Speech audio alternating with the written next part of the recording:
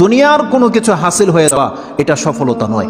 একজন মুমিন মুসলিমের মর্যাদা আল্লাহর কাছে এক পাল্লায় যদি একজন মুমিন মুসলিমকে রাখেন, আরেক পাল্লায় পুরো পৃথিবীকে রাখেন।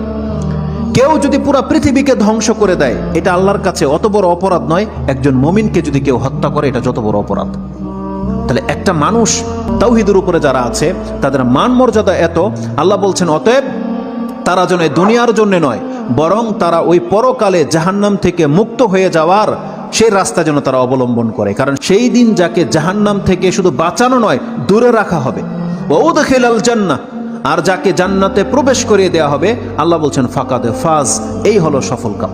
কারণ জান্নাত এমন একটা জায়গা, এটা হচ্ছে চির সুখের জায়গা।